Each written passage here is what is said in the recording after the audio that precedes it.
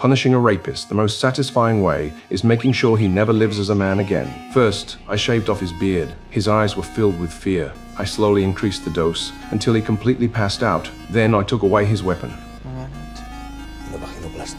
When he woke up, I walked in with a box and told him the surgery was a success, but this was just the beginning. To avoid complications, he had to use a dilator every day. If he wanted to survive, he had no choice but to nod. 2 months later, I checked his recovery. Everything looked good. He thought the nightmare was over. He even asked when I'd let him go. That moment, I told him the truth. I'm the father of the girl he hurt. His face turned pale. He finally realized who he had messed with. His skin was rough and damaged. I used a gene editing experiment, extracted pigskin cells, and created synthetic skin. Tried again and again until the soft skin was perfectly implanted. This skin resists heat, has no odor, and even mosquitoes avoid it. With that done, I had a custom shaping suit made. Day by day, his body took on a feminine form. One day, while I helped with his clothes, he lashed out, snatched the key from my pocket. But the main door was upgraded. I hit the remote, watched the lock seal shut, and walked toward him. He held a knife to his neck, demanding freedom. I didn't think he'd do it, but he did. I rushed him to the OR. In 7 minutes, I pulled him back from the edge of death. A month later, I removed his face shield. In the mirror, he looked even more beautiful than a woman. I gave him a name, Vera. Every day, I brought floral dresses and watched him tear them apart.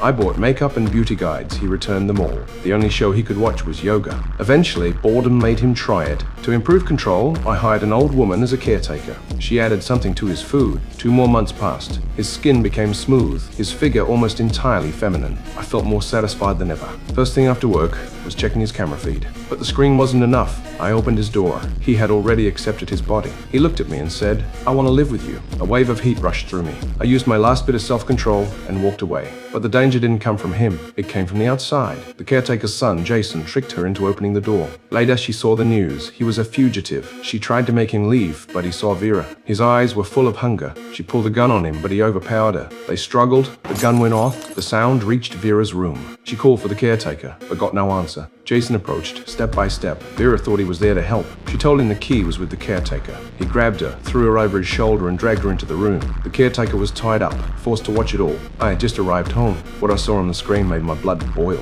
I grabbed my gun and ran straight in.